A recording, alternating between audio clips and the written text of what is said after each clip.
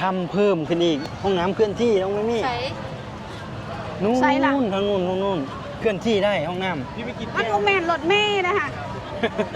เนาะมีแต่รถทั่วเห็นแต่รถทั่วเอาหัวนั่นแล้วห้องน้ำนั่นเมติใช่ผู้เชี่ยวรถทั่วมาเห็นห้องน้ำว่าไปอันนี้เราไม่รู้นี่ทุกคนคันถ่ายอยู่บ้านเฮานี่ตีกันนี่ตีกันมีรถแบบนี้ปะ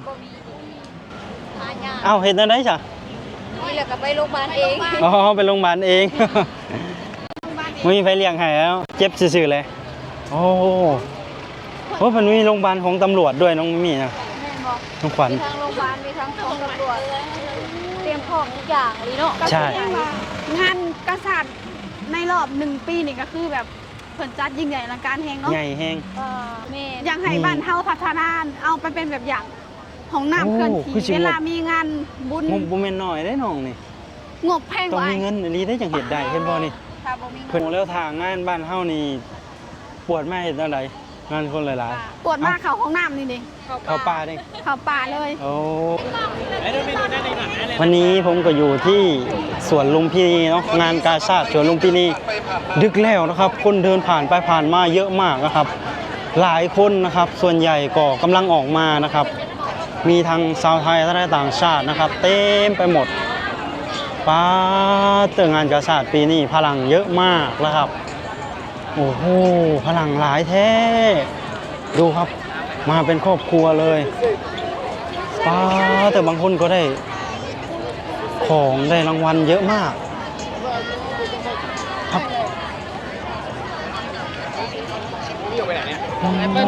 แต่ถูกใจ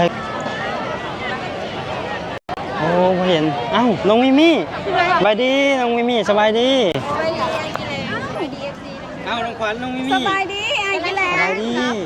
กำลังสิกลับว่าจะไปขับมาแต่ใช้มาแต่เที่ยวงานมาแต่เที่ยวงานเข้าไปคนร้ายบ่น้องร้ายฟาดจนแบบ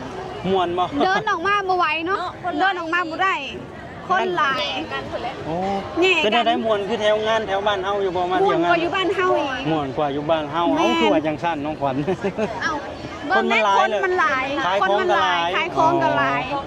เพิ่นจัดงานเป็นระเบียบบ่หันค้าหันขายเป็นแถวแม่นแต่ว่าสงสัยว่าเพิ่นคือบ่มีเหล้าเบียร์ขายคือบ้านเฮาเนาะฮะเหล้าเบียร์คือบ่มีขายอ๋อขายแต่ของกินของอย่างบ่มีเหล้าเบียร์งานบุญใหญ่บุญใหญ่ระดับชาติที่มีเหล้ามีเบียร์ขายอ๋อแต่นี่บ่เห็นบ่น้องอันนี้บ่เห็นช่างว่าเนาะที่เป็นการดีคนหลายๆแย่กันน่ะเห็นอันมีอันกีดกระเป๋ากันบ่กีดกระเป๋าเอาทรัพย์สินกันบ่บ่มีเฮ้ยมีได้จังได๋น้องขวัญน้องมีนี่เจ้าหน้าที่หลายบ่เห็นแต่ละจุดลายเจ้าหน้าที่ลายอ๋อมีว่าน้องมีเต็มไปหมดเลยตึกตามระเบียบตามระเบียบตำรวจก็มีตามระเบียบของไฟน้องขวัญน้องมีน้องขวัญสงสัยรถเนี่ยอ๋อสงสัยว่าเพิ่งเครื่องรถพยาบาลมาไว้แม่นบ่รถพยาบาลใช่รถพยาบาลรถกู้ภัยหน่วยอันนั้นน้องขวัญน้องมีมานี่ชื่อว่าสุพังมานี่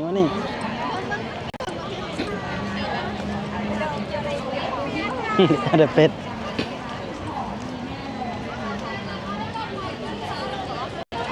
อ๋อใช่เพิ่นเตรียมพร้อมไว้ว่าเกิดเหตุฉุกเฉินอีหยังมีคนเป็นลมเพิ่นก็สิ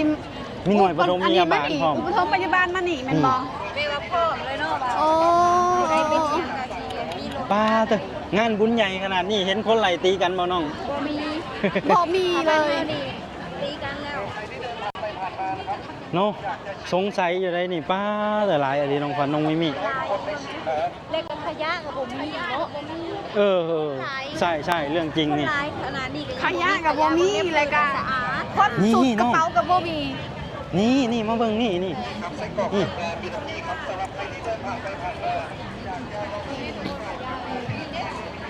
สิมีคนจุดกระเป๋าอย่างไหนน้องขวัญงานระดับประเทศน่ะเห็นบ่มีเจ้าหน้าที่เต็มหมดทุนเนาะ นี่ แล้วก็เลยเพราะ น้องพันน้องไม่มีนี่ จุดเก็บขยะ อ๋ออันนี้นี่ ใช่เพิ่นจะต่อแถวกันเก็บ ไอ้คนก็สิแยกได้หั่น ใช่เพิ่นมีจิตสำนึกเลยน้องไม่มี คนที่มี แยกเป็นจิต ถ้า สำนึกยังแบบ ถ้าเพิ่นบ่เห็นทั้งขยะเพิ่นจะเก็บมาทิ้งที่บ้านเลยได้นี่ โอ้เอามือไว้มือทิ่มอยู่บ้านเลย แม่นเพิ่นออกมาเพิ่นก็มาทิ้งเนาะ สุดยอดเลยเนาะประเทศไทยเนาะความระเบียบ ความ อย่างของพิ่ ความเป็น ส ระเบียบกับอันดับหนึ่งความเรียบร้อยหรือว่าความสะอาดอันดับหนึ่งเลย ความปลอดภัย เนาะ ที่หนึ่ง ไท ขอย งป เป็ ระ น เทศ แบบอย่างเนาะบ้านเฮาได้แบบนี้คือสิดีเนาะ น้องมีมางานนี่ก็คนหลายๆนี่ฮู้จักห้องน้ำในใสโอ้โหห้อง โอ้โหว่ามีห้องน้ำอยู่ใช้ทุกคน ห้องน้ำอยู่ใส่ต้องใส่อยู่ใส่นี่ น้องไม่มีเมืองไทยนี่ก่อนเพิ่นสิจัดงานเพิ่นจะเตรียมความพร้อมไว้ทุกอย่างเลย อันนี้คือจุดทิ้งขยะ แล้วก็ส่วนห้องน้ำมีห้องน้ำเดิมอยู่ในสวนก็มีเยอะ แล้วก็เพิ่นทำเพิ่มขึ้นอีกห้องน้ำเคลื่อนที่น้องไม่มี ใช้ นู่น ใส่ล่ะ ทางนู่นเคลื่อนที่ได้ห้องน้ำ มันโมเมนต์รถเมย์นะคะเนาะวิวิ มีแต่รถทั่ว เห็นแต่รถทั่วเอาอันนั้นแล้วห้องน้ำนั่น เมนดิ ใช่ อุ้ยเสียเอารถทั่วมาเห็นห้องน้ำ ว่าไป อันนี้เราไม่รู้นี่เราทุกคนเรามีคิดว่ารถทั่วขัดทาว่าเป็นรถทั่วลี่เนี่ยเรามีคิดว่าเพิ่นสิมาหาคนนักท่องเที่ยวเวลาเฮาอยากเมื่อยแบบว่า อ๋อ อะไรยังแบบพิเศษนะปะ เฮ้ยก็ไปยางเมืองที่น้อง บ้าน ไม่มี เฮา นะ น่ะมีรถทั่ว คนขึ้นคนลงได้น่ะ ไม่ ไปเบิ่งไปเบิ่ง ป้าแต่น้องขวัญน้องไม่มีอันนี้คือหน่วยปฐมพยาบาล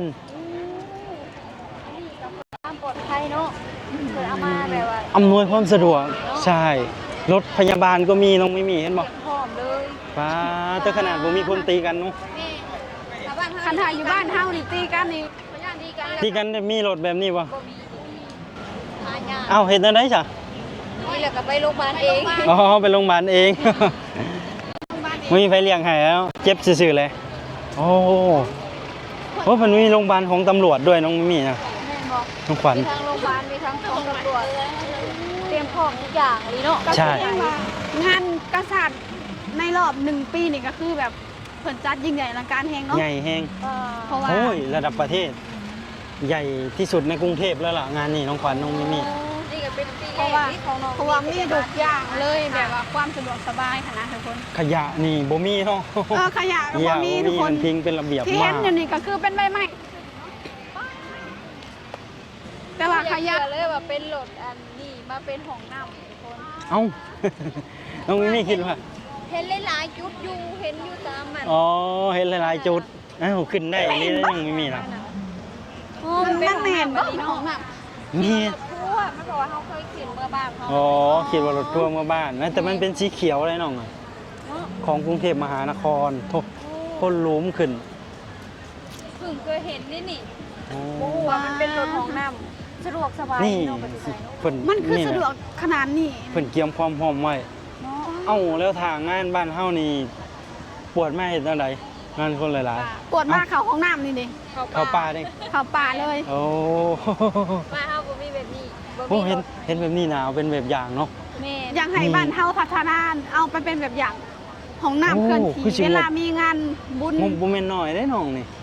งบแพง ต้อง กว่า มีเงินอันนี้ได้จังเฮ็ดได้เห็นบ่นี่ ถ้าบ่มี เพิ่นเก็บขยะนี่เพิ่นก็เก็บตลอด เก็บกันทั้งคืนนี่ บ้านเฮานี่ขยะ บ่ปล่อย งานนี้เต็ม ขนา เพิ่ ด น เลิ บ่ ก ปล่อย งาน ให้ นี่ เละ ขยะ ให้น้อง เต็มเลย เพิ่นบ่ นะ ปล่อยให้พื้นเละเพิ่นจะเก็บตลอด นี่นี่ เห็นบ่ พนักงานเขาเจ้าพนักงานเขาเจ้าทำความสะอาด บ่ให้มันเห็นจักอันเลย นี่แหละนี่แห ประ ละ ทับใจบ่น้องมาเที่ยวงานนี่ ประเทศไทย ประทับใจ เพิ่น เนาะ เพิ่นเฮ็ดให้เป็นแบบอย่าง มีหลายอย่างเนาะ